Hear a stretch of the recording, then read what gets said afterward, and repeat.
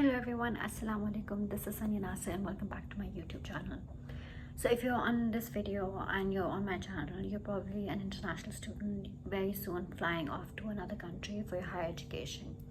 And in this video, I want to talk about the essential things that you need to pack from your home country and take with you to whichever country you're flying to, whether it's France or Germany, anywhere in Europe, the UK or the USA. या I think more और less similar ये सब के लिए अभी मैं बिल्कुल मेन तो I will only discuss the very basic things that you definitely absolutely need. Obviously it can vary, it will be different and it आप ज़्यादा चीज़ें भी ऐड ऑब्वियसली करोगे, but this is the basic essentials that you need to have with you. These are the must haves basically. So the first of all, the first thing that you need to keep is all your original documents with you. आपकी education के documents, आपके experience certificates, आपकी trainings, all of the documents that you have, specially the ones that you submitted for your visa, for your admission, you need to take them with you. आपको मैं ये भी बताऊँ कि जब आप when you apply for nationality, if you do eventually at some point, they will even ask you about your parents birth certificates, ठीक है, इन फ्रेंच. So मतलब documentation and paperwork is so important in France, especially this is specifically for France. कि आपके documents पूरे होने चाहिए, आपके पास paper original form में सारे डॉक्यूमेंट्स होने चाहिए. And another project that I will give to people going to France as well is that whatever documents you get over there, whatever receipts you get, whatever any piece of paper that you get, keep it with you, especially अगर bank की हो गई, कोई school के हो गए, कोई anything at all, because बहुत ब्यूरोक्रेटिक सिस्टम है वहाँ पे, बहुत पेपर बेस्ड सिस्टम है.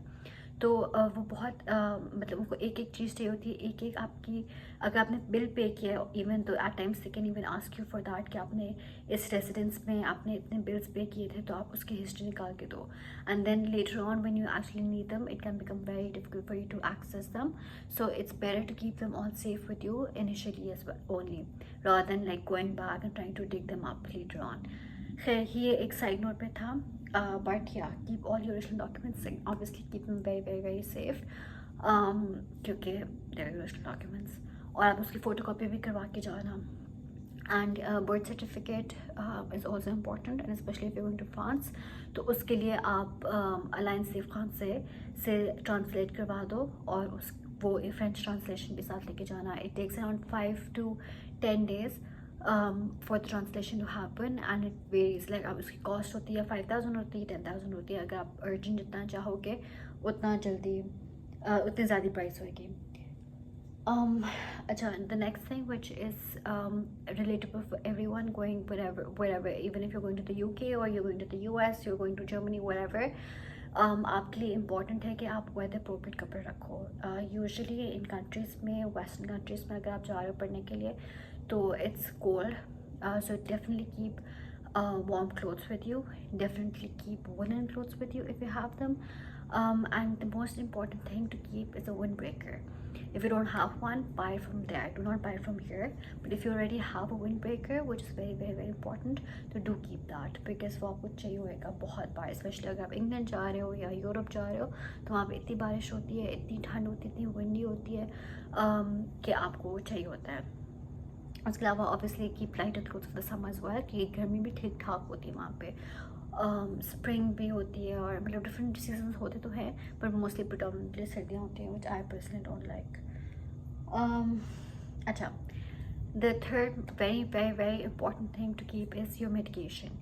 आप पैरासीटामॉल, पैराडोल साथ लेके जाओ. अगर आपकी कोई प्रिस्क्रिप्शन मेडिसिन हैं तो वो आप साथ लेके जाओ विद द प्रिस्क्रिप्शन, ठीक है. आपको जो डॉक्टर से प्रिस्क्रिप्शन मिली हुई है, पाकिस्तान के डॉक्टर से या व्हेरेवर आप जहाँ से भी जा रहे हो, वहाँ के डॉक्टर से आपको प्रिस्क्रिप्शन मिली हुई है, तो वो आप साथ रखो, because without prescription you not suppose to keep any drugs with you, because it's illegal, right. Like it's not considered very lawful. I don't know if it's illegal, but it's not okay to do that. So keep the prescription with you, whether it's allopathic medication or homeopathic medication, क्योंकि question सवाल पूछे जा सकते हैं, specially when you're traveling by air. तो जो भी आपके पास असंगी दवाइयाँ होती हैं, they do keep an extra, मतलब स्क्रूटनाइज आप हो सकते हो उसकी वजह से. तो या बिकॉज प्रिस्क्रिप्शन वहाँ पे बहुत महंगी भी मिल सकती है, specially if you going to the UK. तो वहाँ पे तो if you go through the private route तो इट्स वेरी एक्सपेंसिव।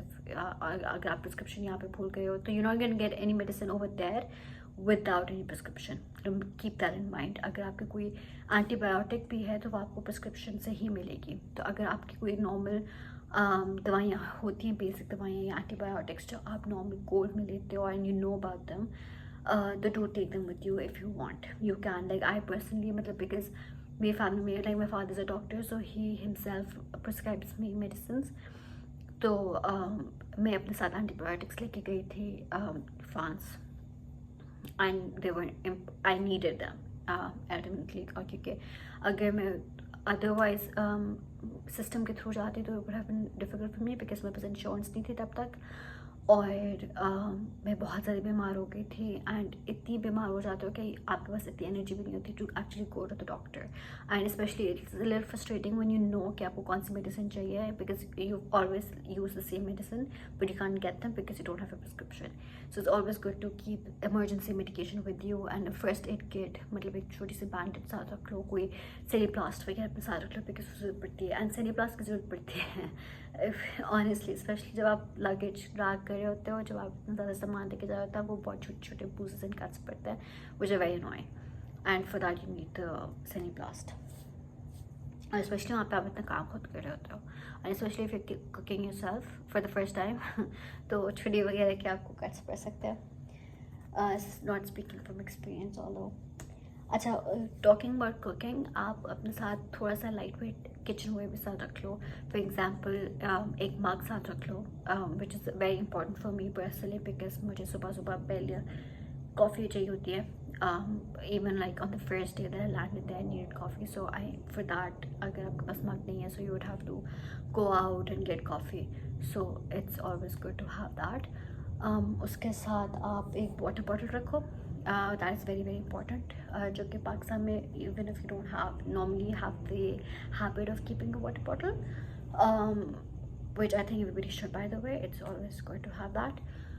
लेकिन वहाँ पे आपको एक चाहिए होती है 2 लीटर की, 1 लीटर की पानी की बोतल रख लो जो आप अपने रूम में अपने पास रख सकते हो, जो पानी आप मतलब बार बार या डायरेक्टली पी लो, या because you wouldn't want to आप एक गिलास में पानी भर भर के पी रहे हो अगर आपने पीना है तो, बिकॉज स्टे हाइड्रेटेड। यूटेंसिल्स हुए से छुरी कांटे रख लो, एक प्लेट रख लो, एक बोल रख लो, इस तरह की बिल्कुल लाइट वेट चीज़ें जो कि आप बाद में मज़ीद ले सकते हो वहाँ से, क्योंकि अनलेस एंड अनटिल आपकी अकोमोडेशन फाइनलाइज्ड है और आपको पता आप एग्जैक्टली कहाँ जा रहे हो तो आप ज़्यादा भी लेके जा सकते हो। लेकिन आप पहले अगर टेम्परेरी अकोमोडेशन में रुक रहे हो तो it would be bit of a hassle to have so much stuff packed in your bags कि बार बार खोलो। लेकिन even if you do have a permanent residence तो फिर भी आप वहाँ से ख़रीद सकते चीज़ें, इतनी भी एक्सपेंसिव नहीं होती, and it's better to pack sensibly and put keep only the most essential things in your bags, क्योंकि ऑब्वियसली लिमिटेड स्पेस होती है इन your bags.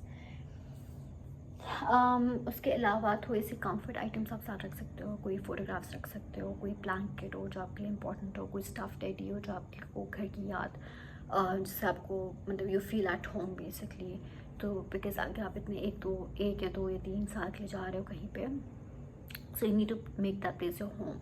So for that आप अपने रूम को प्यारा बनाने के लिए या अपने घर को थोड़ा सा मतलब याद रखने के लिए अगर आप थोड़ी सी फ़ोटोज़ अपने फैमिली की, अपने फ्रेंड्स बैक होम के लगाना चाहते हो तो वो भी आप लगा सकते हो, ज़्यादा ना भरना क्योंकि मतलब ट्रैवल लाइट, लेकिन इस तरह की चीज़ें आप रख सकते हो। फेरी लाइट्स आप ले सकते हो, लेकिन फेरी लाइट्स वैसे वहाँ पे ज़्यादा बेहतर मिलेंगी, बेटर क्वालिटी की, so I would recommend packing that.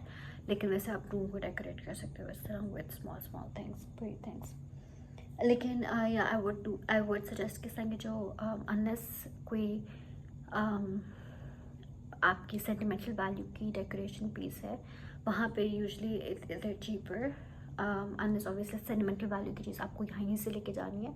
वैसे अगर अपने रूम को प्यारा बनाना है तो वहाँ से आपको ज़्यादा प्यारी और डिफरेंट वैरायटी की और चीपर ऑप्शंस मिल सकते हैं फॉर डेकोरेशन। अगर आपने छोटा सा प्लांट का पॉट रखना है या कोई इस तरह की लाइट्स लगानी है या कुछ स्टिकर्स लगाने हैं। पावर बैंक ज़रूर रखिएगा बिकॉज आप काफ़ी टाइम घर से बाहर रहोगे, so you would need to charge your phone and your gadgets, your AirPods और योर वॉच या whatever, जिसके लिए आपको पावर बैंक की ज़रूरत पड़ सकती है, स्पेशली अगर you're new to city और आपके पास you're relying on your data और you're relying on your phone for Google Maps कि कहाँ जाना है, कैसे जाना है, तो उसके लिए power bank is important as well. Although आपको डिफरेंट पॉइंट्स कैफ़ेज़ में मिल सकते हैं टू चार्ज योर फ़ोन, लेकिन इट्स ऑलवेज गुड कि आप क्लास में भी बैठे हो तो you can keep your phone on charge. उसके अलावा आई वुड ऑल्सो सजेस्ट कि आप एक physical copy of important addresses and phone numbers रखो। फॉर इंस्टेंस अगर आपका जो यूनिवर्सिटी है उसका एड्रेस, उसका फ़ोन नंबर, जो आपकी अकोमोडेशन है उसका एड्रेस, और किसी मेन बंदे का फ़ोन नंबर, और लोकल एम्बेसी का address and main phone number. जैसे कि पाकिस्तान से हो या इंडिया से हो या कहीं से भी हो, तो आप उस एम्बेसी का एड्रेस, बेशक वो पेरिस में और आप किसी और सिटी में रह रहे हो, for instance if you going to France और even if you going to the UK, अगर लंदन में एम्बेसी है बट आप कहीं और किसी और शहर में हो, तो फिर भी आपको पता होना चाहिए कि कहाँ पे एम्बेसी बेस्ड है और उनके कॉन्टैक्ट नंबर्स क्या है mainly, and hopefully they would be responsive in case of emergencies and hopefully they helpful. या थोड़ी सी लोकल करेंसी भी रख लेना। राइट, सो लोकल करेंसी रखनी है, लेकिन ऑब्वियसली ये भी हो सकता है कि मतलब डेफिनेटली ये होएगा कि PKR की कन्वर्जन आपको नहीं मिलेगी वहाँ से, फ्रांस से या यूरोप से। सो आप डॉलर या दिरहम और व्हाटएवर लेके जाओ so that you can convert that, अगर आपके पास सारे यूरोज या पाउंड्स नहीं है। दूसरी चीज़, इट्स वेरी इंपॉर्टेंट कि आपके पास पेयर ऑफ वॉकिंग शूज़ हो, ट्रेनर्स हो, बिकॉज ऑब्वियसली वहाँ पे आपको बहुत सारी वॉक करनी होगी, पब्लिक ट्रांसपोर्टेशन मोस्टली यूज़ करनी होगी, so that for that it is very important कि you have a good pair of walking shoes.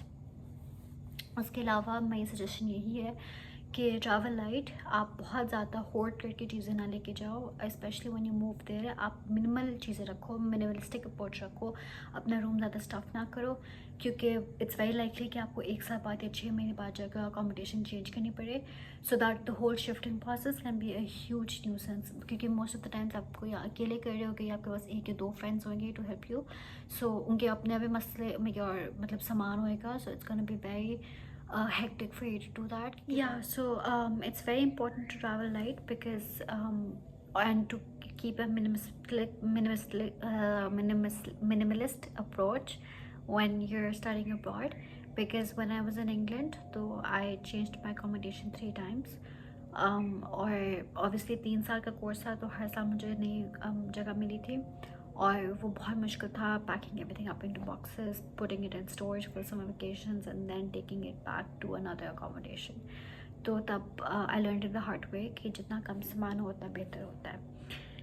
Anyway, so this was the video about the most essential things to pack when going abroad for your higher education. इसके अलावा you can keep adding things to the list. You can comment below if you have any questions, and you can reach out to me on Instagram or on my YouTube channel if you need any advice or help or any consultancy services regarding admissions or visa or anything. If you want to know anything about life in France, life in Europe, or life in the UK.